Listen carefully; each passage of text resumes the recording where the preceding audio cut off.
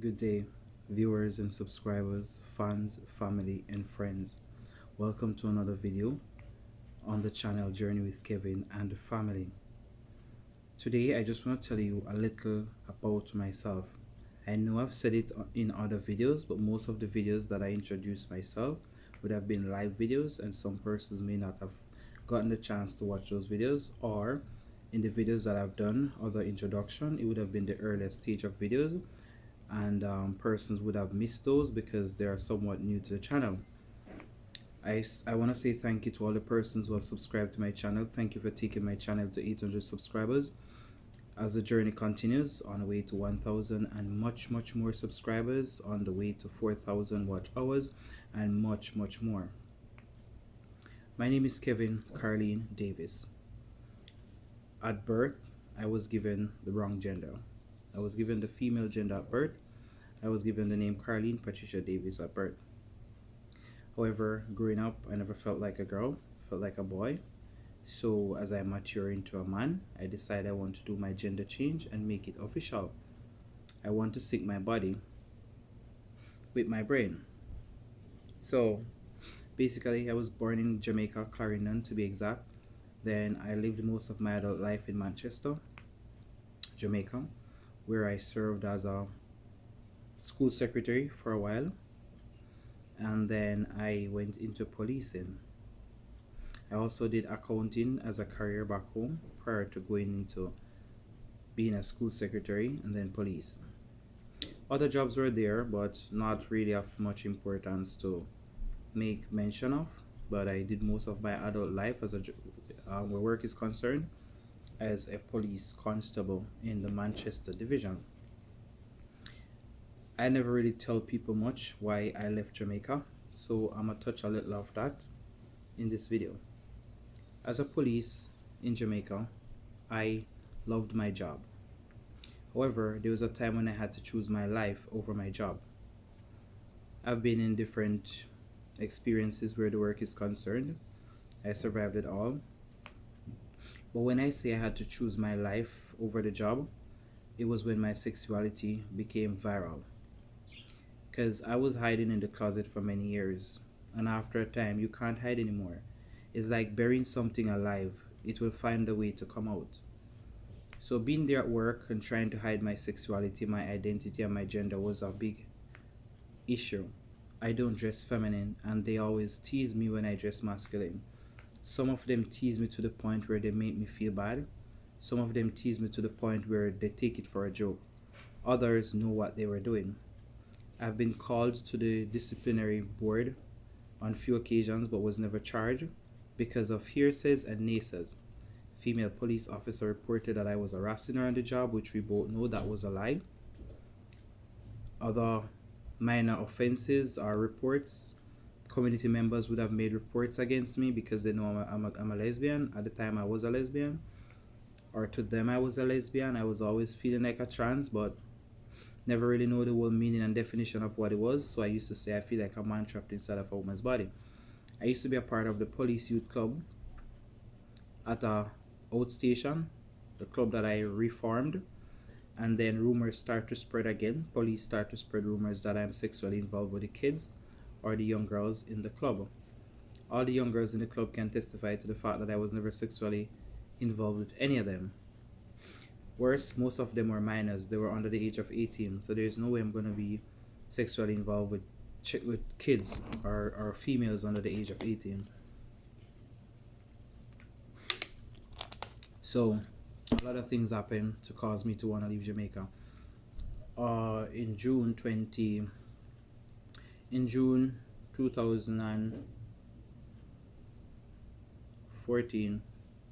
an incident happened that caused me to decide to leave. I was attacked at a club in Jamaica. I won't really even say where to be exact. I was attacked. A group of guys walked up to me. Me and my friends, female friends, were going to the club. They walked up to me and they were like saying a lot of expletive swear words. And the bottom line is they said I'm not entering the club tonight because when I enter the club I get all the attention and they don't get any. I never took it serious, so I continued to walk towards the club. One of them flashed a knife at me, and you know the ratchet knife where you have to flash it for it to come out. So he flicked the knife open, and when I saw that these guys were serious, he flicked the knife open. There was one guy to my right, one to my left, and one behind me. So by the time I look around, I realized that they're all caving in on me. I had to hit reverse on my 2 foot, of course. So I ran back to my car. I pushed the one that was behind me. When I turned around, I was facing the one behind me. So I pushed him, and there's a lot of pushing and shoving until I fought my way through and ran to my car. And when I got back, because the girls were walking with me, when they saw what was happening, they turned back, and I didn't even realize, because I was the only one who continued walking towards the vehicle. The girls turned back. So I ran to my car, and the girls jumped in the car, and we all drove off and went away. I didn't sleep at my house that night because I was in fear. I called the station and I told them what happened, and I asked that if a police could come by and patrol my house and turn on the blue lights. I don't know if they came because I never saw any blue lights. I told them, make sure you patrol my house, turn on the blue lights so I can see it and so the persons can see it, just in case. I never see any blue lights or anything, so I'm like, I was waiting and I'm not seeing it. I'm like, I'm not gonna spend the night here. So I went and I stayed by a friend's house for the night. The morning, I went to the station and I made a report. The police on duty laughed at me and said to me, if I want to live long in Jamaica, I should stop being with women because men are gonna kill me for their women. That was his outbursts, and I never felt comfortable anymore. So I decided I'm not gonna stay. I had recently gotten my visa maybe 2 weeks ago prior to the incident. So I called my travel agency, the one who assisted me in getting my visa, and I said I need a flight to Canada and I also need a hotel for a week. So he did all of that. He booked me a hotel near to the airport and he booked me the flight. I called a car dealership. I told him to come and take my car and give me whatever cash they had because I had to leave. The flight was booked for, I called him the Monday because the incident happened the Sunday. The flight was booked for the Friday, and by the Friday I was in Canada. Life wasn't easy growing up in Jamaica as a child. I'm from a family that is very big. My mom has 10 kids, my dad has approximately 16. Some with her and some not with her, even though they're married. I'm not here to put anybody on blast because we all had life rough at some point in time. Some people are still dealing with it rough. But I'm saying, coming from a long way and a far way, I have learned to accept life and I've learned to accept people for who they are. We all have our story to tell, and one day I hope some of you will be brave enough to tell your story.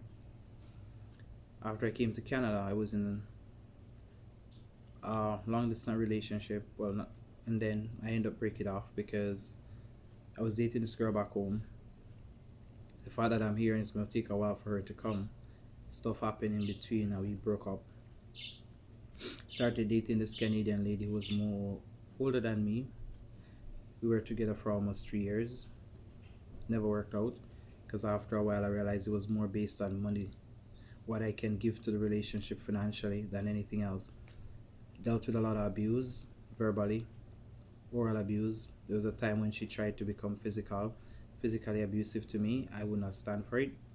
So after a time, the whole controlling situation and the narcissistic behaviors on her side started coming out. I just couldn't deal with it anymore.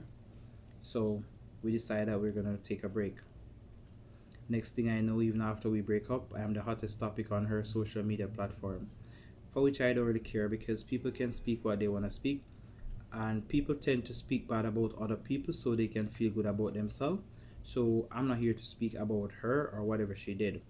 I'm just giving you a little as to who I am and why I am the way I am now.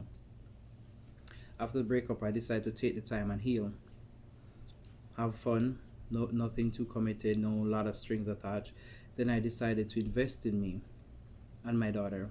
We started bonding together more. We became more closer to each other. We spent a lot of time together, do movies, do parks, do whatever she likes, whatever we like to do together as a family. We became each other's best friend. And I'm glad for that experience because I've learned a lot more things about my daughter and myself. Then I went back to school to get my education and pursue my transition journey. After a year of being on my journey on my own, taking care of stuff, I met Natasha, who is now my fiance, and we are having a baby, like you all know. People in life, you have to follow your dreams. You have to follow your dreams and don't let people try to stop you in your path. It's your life and you know what you want and what's best for you. So you have to go after that which is best for you.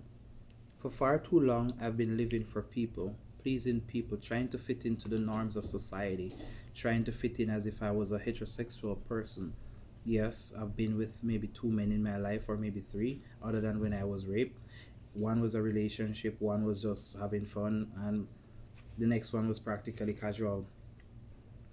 Did I enjoy it? No. Did I have feelings for men? No. Am I attracted to men? No. But when you're trying to fit in, there are things that you just gotta do to fit in.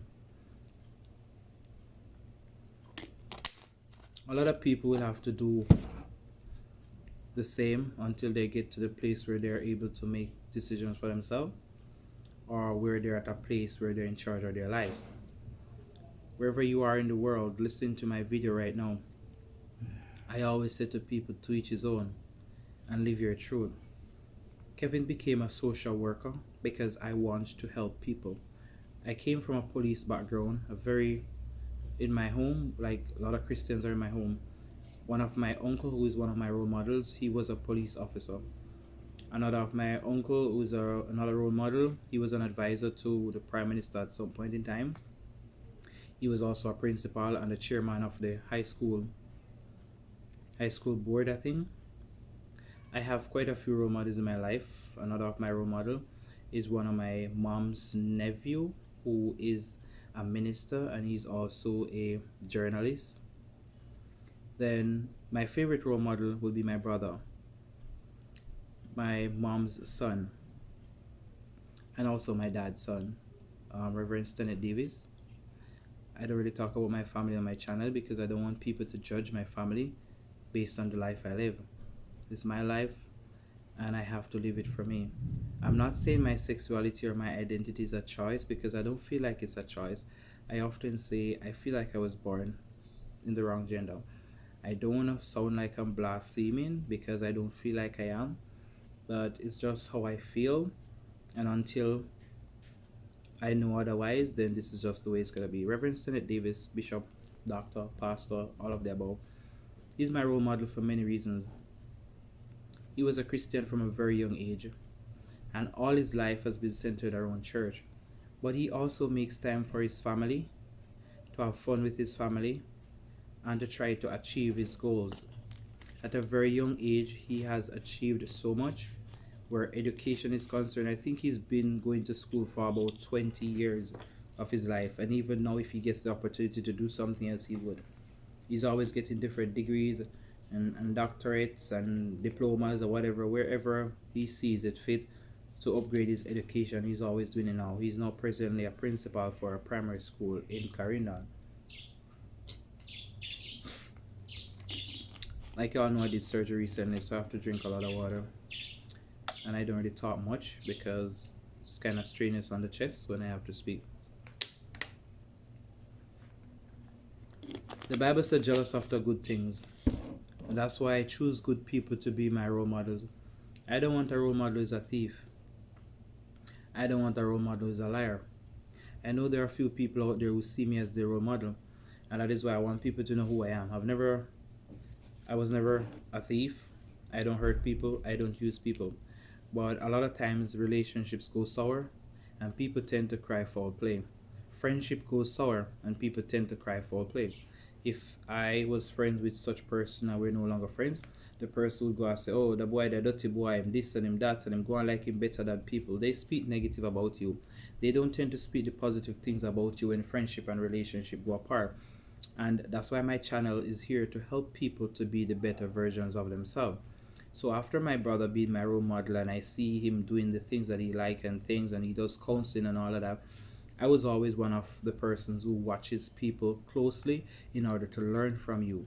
I don't watch you to envy you or to badmine you. I watch you so I can learn from you to be a better person for myself. This brings me to why I went back to college.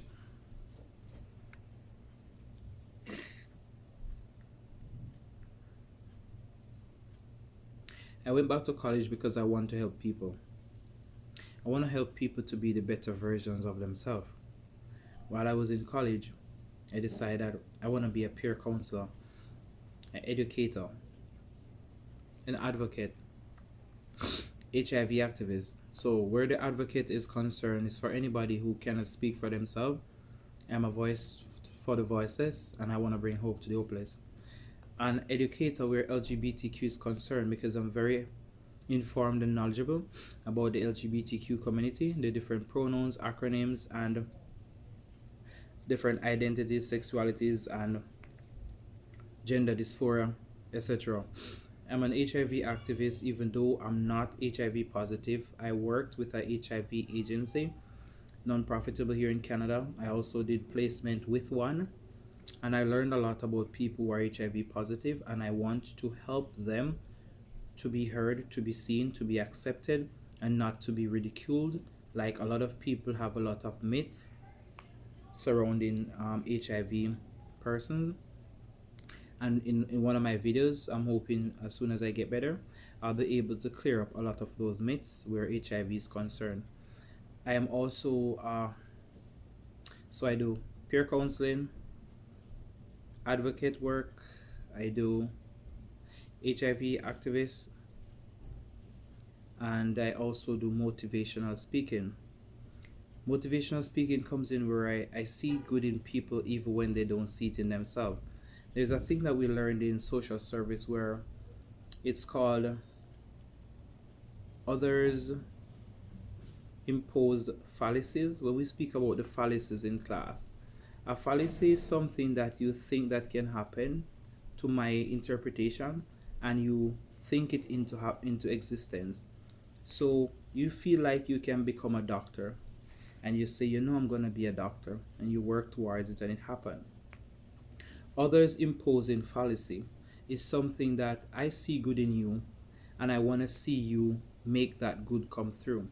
It's like you say, I don't think I'm going to pass this exam, and I say to you, nope, you're going to pass this exam because you have the potentiality, and you're going to invest the time and study, so when you go into the exam, you're able to pass the exam.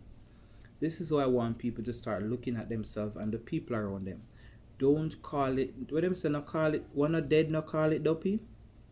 Don't look at a person and write them off and say, him not go nowhere. She not gonna make it in her life. She have too much man. All she want a breed. All she want a pitney. Start speaking positive things about people, yourself, and your friends, your family. Your child gives a lot of trouble. I understand. Don't look at the child and say a bad picking. Police soon come for him. He not gonna know it. He dunks like bat. Use positive words to describe your kids and the people in your circle.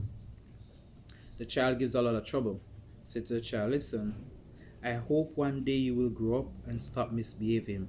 You know that you're a very good child, you're handsome, you're cute, you're intelligent. I just wait for the day when you can start using your intelligence to do the things that you're supposed to do and stop doing the things that you're doing now. This is how you project good things to happen to people around you. I also say be careful of your circle and your support system.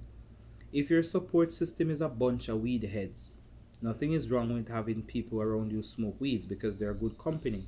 But if you're stressed and depressed and you want to talk to somebody, what influence can that weed head group do for you? You know what they're gonna do? Light your spliff and say, take a dryer and release the stress. When you're done smoking that weed, what happened? You're back to square one. So if they're even gonna give you the weed to smoke, they should be able to sit and talk with you and hold a steady meds and say, this was where you went wrong. This is what you need to do next, and this is how you need to work upon yourself and build upon yourself, and don't make the same mistake again. You can have that downtime while you're smoking if that's what works for you. Smoking does help for some people, but for others it doesn't. So find out what works for you and do it, but don't overdo it. Do not overdo it. So, not gonna be too long because, like I tell you, I'm not talking too much, trying to rest the vocals as much as possible. For those who have not yet subscribed to the channel, continue to watch my videos, and very soon I hope you'll be able to subscribe to the channel. There's a lot more contents to come. I'll be touching a lot more topics. Like I say, I have the education to go with whatever I speak. Whatever I speak will be facts, and most of my motivational speeches come from lived experience. At the age of 39, I have been through a lot. And so I want to impart, I want to share my knowledge with you. So if there are persons out there who are going through the same thing, they can be encouraged to be the better version of themselves. If I should leave anything with you today in this video, from this video, I would say to everybody who is listening to my voice right now, be the better version of yourself. Remember what my logo says. Realize everyone ain't loyal. And what I would add to that, when you find loyal people, you keep them close. Friends are hard to find. So when you find somebody who genuinely checks in on you, message you to say how are you doing, people like them, you want to keep them close. Yeah, some of them gonna message you because they want fast. You know what I mean? So you have to tell them everything that's not happening for you. Just having them to check in give you hopes to say that the world still continues. You've been down in isolation, lockdown, not talking to anybody. The devil find use for hide lands. So when a person reach out to you, talk to the person. You don't have to go in depth. You don't have to take the person as your counselor, your therapist. Just say, hey, I'm just here enjoying the sunshine, sitting on my balcony, just wondering what life could be like if I was somewhere else. Just have a regular conversation. It helps. You know what I mean? So until next time, people, this is your father figure, Uncle Kevin, tripping out. Peace.